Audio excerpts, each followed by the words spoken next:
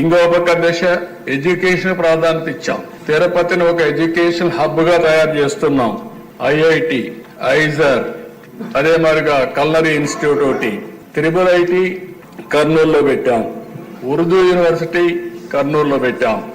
ఇవి కాకుండా దేశ సెంట్రల్ యూనివర్సిటీ అనంతపూర్లో పెట్టాం.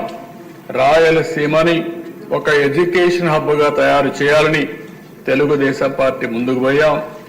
ఏదైతే ప్రజాగళంలో మిషన్ రాయలసీమ అనౌన్స్ చేశారో దానికి కట్టుబడి ఉండి తప్పకుండా మిషన్ రాయలసీమలో చెప్పిన ప్రతి ఒక్కటి కూడా తెలుగుదేశం పార్టీ ఎన్డీఏ ప్రభుత్వం పూర్తి చేస్తామని చెప్పి కూడా నేను మీకు తెలియజేస్తున్నాను. ఈరోజు అధ్యక్ష, రాయలసీమకి ఏదైతే హార్టికల్చర్ హబ్ గా తయారు చేయాలని నీటి సమస్య ఉంది కాబట్టి 90% డ్రిప్ ఇరిగేషన్ కు సబ్సిడీ ఇచ్చాం. ఆ 90% ఇస్తే గత ప్రభుత్వం దాన్ని కూడా తీసేసే పరిస్థితికి వచ్చారు. అలాంటి ఏ విషయంలో చూస్తే అధ్యక్ష, రాయలసీమకు ఒక్క పని చేసిన దాఖలాలు లేవు.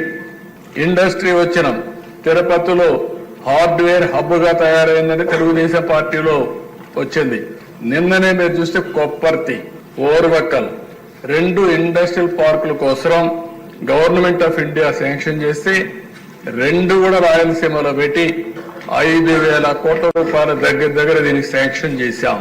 అదే మరి ఓర్వకల్లో డ్రోన్ సిటీగా తయారు చేశాం. మ్యానుఫ్యాక్చరింగ్ కానీ, యూస్ కేసెస్ తయారు చేయడం కానీ, సర్టిఫికేషన్ కానీ కేంద్రంగా తయారు చేశాం. అందుకే కర్నూలు టౌన్ ని ఒక మంచి టౌన్ గా తయారు చేయాలనేది తెలుగుదేశం ప్రభుత్వం యొక్క సంకల్పం. తప్పకుండా చేస్తాం.